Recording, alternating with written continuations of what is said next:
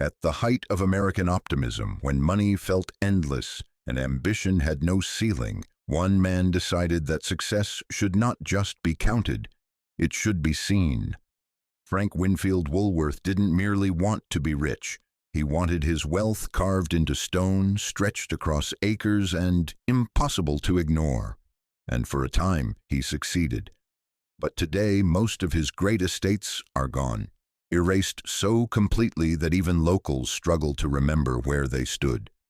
This is the story of how a retail god built monuments to permanence, and how history quietly took them away.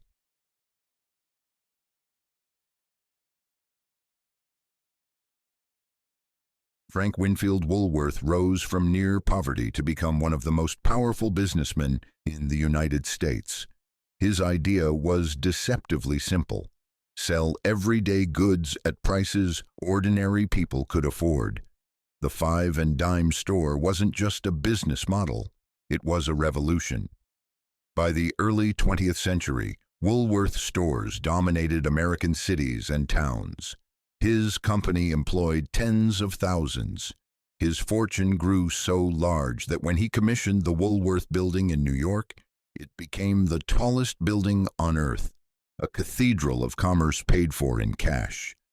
But skyscrapers weren't enough. Like many titans of the Gilded Age, Woolworth turned his attention to land, estates, and personal palaces, places where wealth could finally slow down and spread out. He wanted more than comfort. He wanted legacy.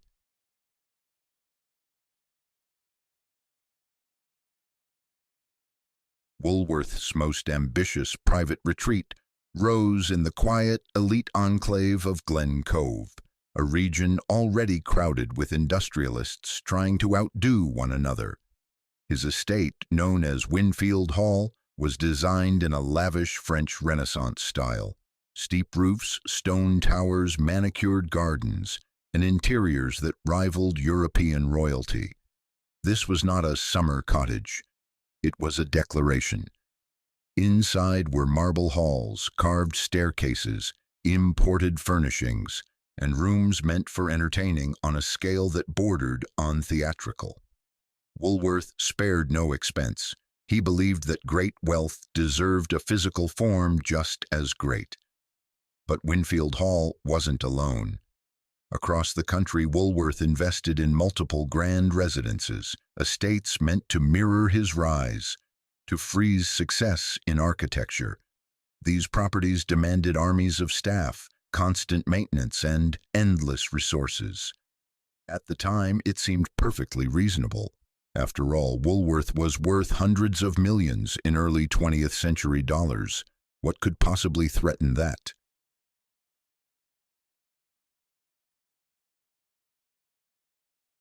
When Woolworth died in 1919, the illusion of permanence began to fracture almost immediately. His empire didn't collapse overnight, but it changed. The man who had built everything through relentless personal control was gone. His heirs inherited not just unimaginable wealth, but unimaginable responsibility. The problem with giant estates is simple. They only make sense when money feels infinite. Maintenance costs soared. Staffing large mansions became harder. Social customs shifted. The world that once celebrated excessive displays of wealth began to look at them with skepticism and sometimes resentment. The roaring optimism of the Gilded Age gave way to economic uncertainty. The Great Depression loomed. Taxes increased. Public sentiment changed. Palaces that once symbolized triumph now looked like burdens. One by one, Woolworth's great homes began slipping out of family hands.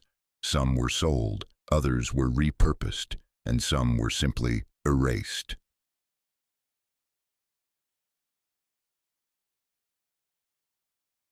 Perhaps the most haunting part of Woolworth's story isn't that his estates fell, it's how quietly they disappeared.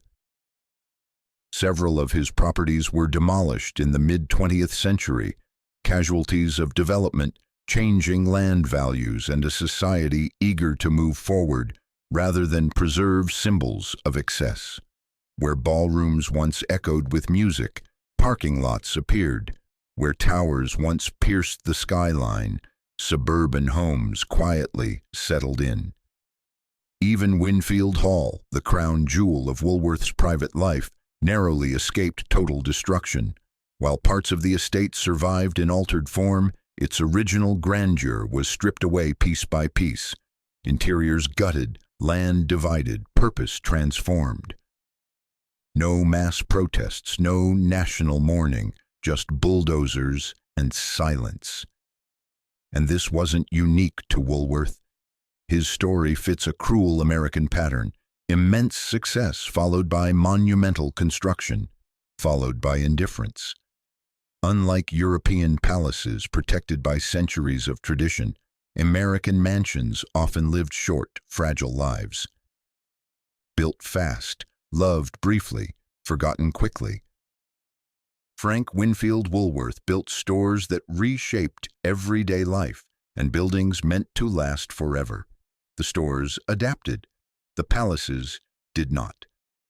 Today, his name survives in business history and city skylines, but the homes that once embodied his triumph are mostly gone, reduced to photographs, footnotes, and empty ground. It's a reminder that in America, success moves fast, and memory moves faster. You can build a palace with unlimited money, but you can't force the future to care. And if you liked this documentary, consider subscribing. It means a lot and helps us keep these stories alive.